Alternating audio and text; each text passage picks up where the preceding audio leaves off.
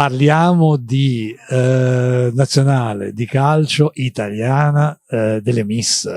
Che cosa ci puoi dire, Giada, di questa nazionale?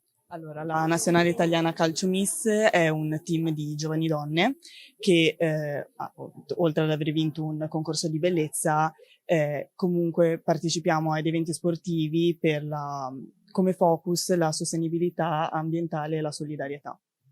Insomma, quindi sono questi i valori. Voi li sentite forti, però insomma, voi siete tutte giovanissime, molte di voi siete lanciate anche in una carriera di modello, comunque in ogni caso, anche se poi avete una vostra vita di studi, come è giusto che sia, ma il calcio, ma raccontaci qualche partita. Tu intanto che ruolo giochi?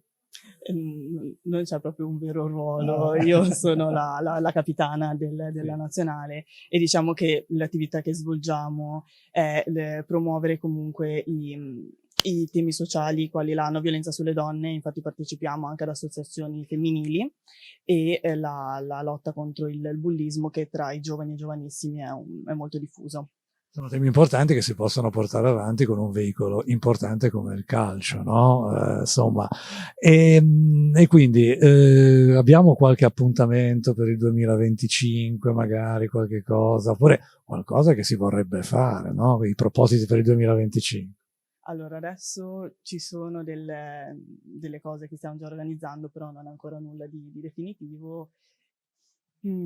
Però sì, ci Non sono mi già vuoi dare delle delle... anticipazioni? Va bene, allora chiudiamo ancora ricordando in un momento come Natale, quindi anche occasione per fare gli auguri in un evento importante come questo a forti valente sociale, però tu hai calcato veramente giustamente il tuo pensiero sui temi importanti, sui temi sociali che voi portate avanti.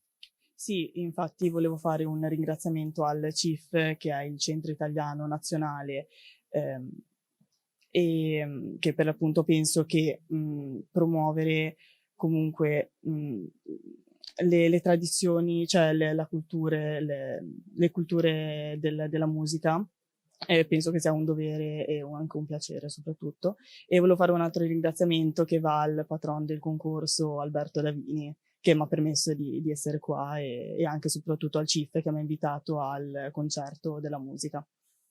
E allora complimenti e gli auguri da parte di Giada, vai. Grazie mille. Vi auguro buon Natale, un buon Natale a tutti e